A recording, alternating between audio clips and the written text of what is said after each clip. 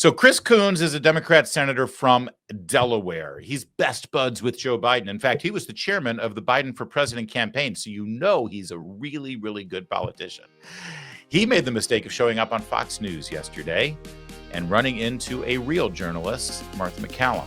Take a look at this masterpiece. Were you as shocked as I was when you heard some of those numbers, some of that information about how much fraud is happening in Social Security, Senator?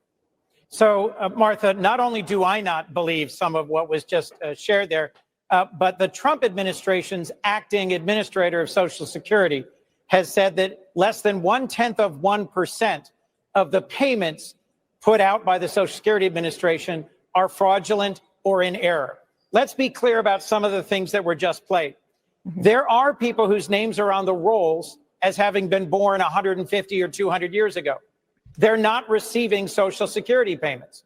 So the statement that true in every there's case all at these all. people, Martha, Yeah. I'm just repeating back to you what the Trump administration, acting Social Security administrator, has said about the percentage of fraud in Social Security. So let me ask you Part this. of why I'm alarmed about Elon Musk and Doge, and they're getting into the systems and they're getting the access to the individual information of millions of Americans, is that Elon Musk has made it clear he thinks Social Security is a Ponzi scheme. A Ponzi scheme is itself fraudulent, fake, criminal, or illegal. I don't think Social Security is a Ponzi scheme. Well, let me ask you I think something. 70 million Americans depend on it for their principal source of income. That's too bad, because so in 10 years, Doge let me into ask you a Social question, Security Senator. Let me ask you a question.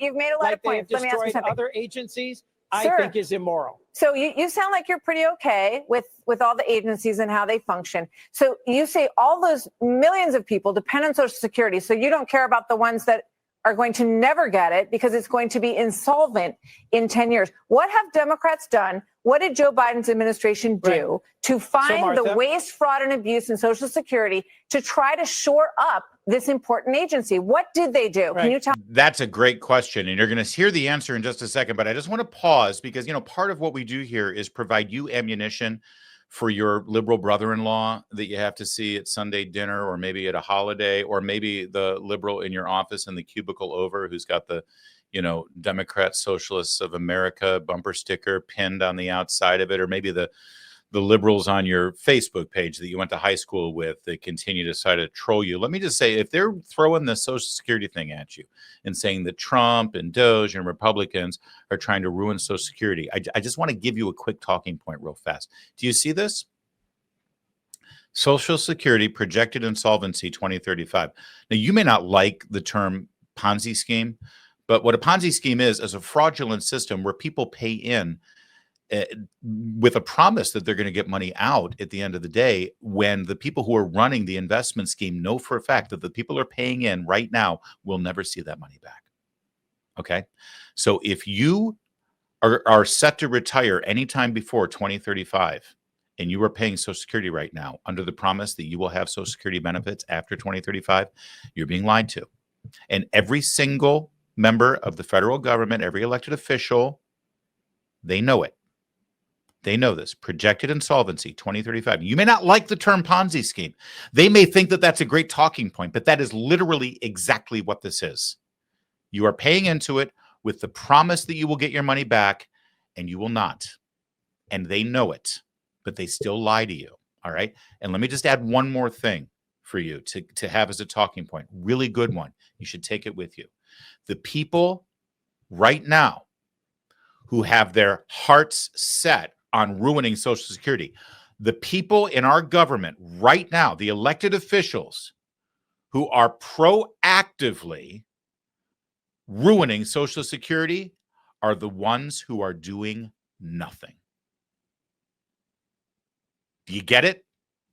If you right now are doing nothing to fix Social Security, if you are not floating any idea, get rid of the fraud, get rid of the waste, fix the systems, audit to make sure that only citizens are getting Social Security, save some costs by changing the call center and making it more automated, the stuff that Doge is doing. If you are doing nothing right now, like Chris Coons, like every Democrat, like most of the Republicans, if you are doing nothing to fix Social Security, knowing this, you are ruining Social Security. You are the one. All right. I just wanted to let you know that. Let's go with Martha and Chris now. Try to shore up this important agency. What did they do? Right. Can you tell me? Sure. So first, Martha, you are presuming widespread waste, fraud, and abuse in Social Security. You haven't offered any credible evidence to support that.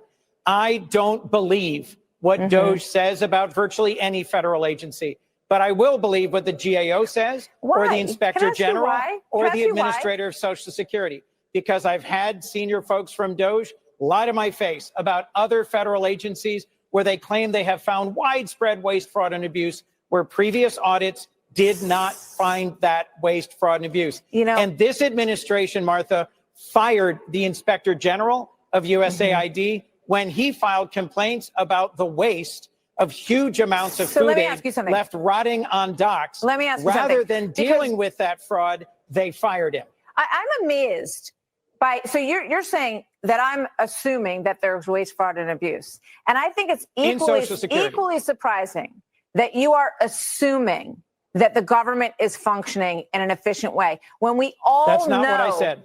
That's not what I said. Well, then what has Martha, there are inspector generals in every single agency that are there to find waste, fraud, and abuse. They've done a fantastic bang-up job. I mean, when you look at the number... And to start the administration by firing all of them does not suggest a deep interest in listening to these career nonpartisan inspectors general about waste. No, you can't just put your fingers in your ear and go, blah, blah, blah. It's not happening. We all know that's not at all what I'm doing, Martha. Is not Let me repeat the point. Run. And these people. If Elon Musk says that Social Security is a Ponzi scheme, and this president has fired the relevant inspectors general, who are the people most capable, not a bunch of 20-year-old software engineers with no previous government experience. People, did you watch this interview, Senator? Did you watch the interview? Did you watch this? Accountants. Did you watch the interview? Which interview? I don't know what you're talking about. The one I just You're played yelling you from. so much. No, I can't, because I can't get a word in edgewise. I'm trying to ask you a question. That's my job. So you go right ahead. There was an excellent panel on Special Report. These are not 25-year-old, whatever people have been calling them. They're very seasoned executives who have made a lot of money and run good businesses efficiently, where they only use the number of people to get the job done that they needed. They gave up their livelihood and they left their families and they came to Washington to try to give their expertise to some of these agencies that are so sclerotic and wasteful that they are not able to function. So, okay, it would be great if both sides of this, because when I remember there being an active interest by Democrats in saying, what, we know that there's a lot of waste in our government. Now you're telling me there isn't. That's not at all what I said. I said in Social Security, the current Trump administration acting Social Security administrator has said publicly less than 0.1% of the Social Security. Yeah, let me just pause there. I love how he's parsing. This is the acting social, who, by the way, is a Biden appointee probably, or an Obama appointee, who's the acting. If somebody's acting administrator, right, 0.1% of the payments of this, it's like, okay, dude, fine. So where is the fraud then? First of all, I dispute that, but where is the fraud? You're acting like there isn't any. Now you claim you're not saying that there isn't any fraud. What the hell have you done to fix it? And all he can say is, well, we have inspector generals. Yeah, what have they done? That's why they got fired. But look at Martha MacCallum. Let me tell you something. Martha MacCallum's kind of a cool cucumber. She doesn't get heated up. This is not like her. Do you see how he's talking over her? When you're in a television interview and you decide to interrupt the host and talk over them and continue to repeat your talking point the way this guy is doing, it's because you're a liar. It's because you're hiding. It's because you're desperate. And it's because you don't want the audience to be able to hear what the host is saying. That's the only reason to do it. And he's done it like 4 times now. 4 times. And this last one where you just heard them overlapping each other for like 30 seconds. Again, let me reveal a little bit about how we do things in the media. I'm a radio host. I've been a television host. I interview people all the time. And I know people who work at Fox. I know a lot of the hosts over there. as frustrating as it might seem to watch something like this, and as frustrating as it is to see the Democrat who goes on these shows sort of run roughshod, it's because the Democrat knows what the rules are. And the rules, generally speaking, with very few exceptions, is that the host should sort of step back. Even if the Democrat is being unreasonable, even if they're bullying you, even if they're trying to talk over you, the audience does not want to hear overlapping voices. And so as the host, as the person who is in charge of the television show or the radio program, as the person whose main important priority is the audience experience, if your guest starts talking over you, it's incumbent on you to stop, okay? Because as bad as it is for the guest to be a bully and to be obnoxious and to talk over you, what's worse is hearing overlapping voices. So most hosts on Fox News, on Newsmax, on television, or on talk radio even, they won't do that. They won't do what Martha MacCallum doing that just now was an extraordinary moment that shows how angry and frustrated she was because she wanted to display to the audience exactly what she was dealing with. So you could feel that frustration too. It was a brilliant move by her. The only advantage that we have in talk radio is that there's not a camera on us all the time. And so if this starts to happen, we can just hit the mute button. And we can tell the audience, all right, just so you know, I've hit the mute button on Senator Coons because he continues to talk over me and nobody wants to hear that. So Senator Coons, I know you can hear me even though you're muted. I'm going to go ahead and finish my statement and then we'll take the mute button off. I've done that before. And what's funny is when I take the mute button off, the Democrat is still going.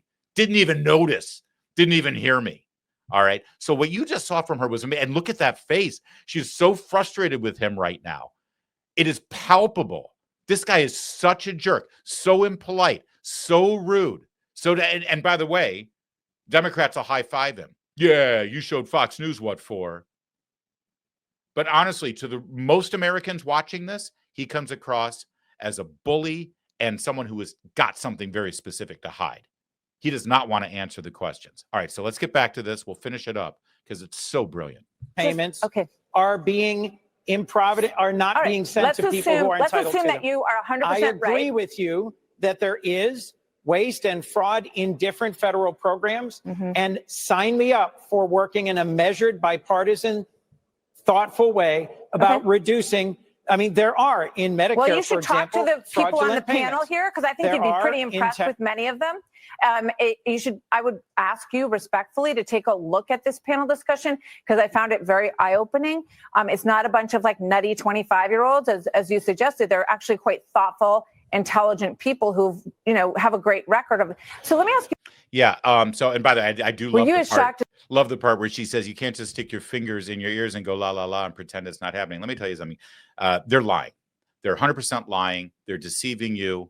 They're full of absolute bullshit. And you know it, we know it, the American people know it, everybody knows it. And let me just lay it out there. You just heard Chris Coons say, listen, I acknowledge that there's waste and fraud in the government and sign me up, he said, sign me up to be a part of the solution. Chris Coons has been in the Senate for 15 years. Before that, he was a member of Congress for multiple years before that. He's been an elected official in Washington, D.C., representing Delaware for 20 years. He's done nothing. He's done nothing. Going on Fox News, talking over the host and saying, sign me up, I'll fix it, just not the way Elon Musk and Doge are fixing it, because I've done a focus group and people don't like Elon Musk. He's full of crap. If you are trying to fix waste, fraud, and abuse in Washington, D.C. and in the federal government, there are two groups of people that you don't want to talk to. Any Democrat and most of the Republicans. Other than that, you'll find a lot of cooperation in the government.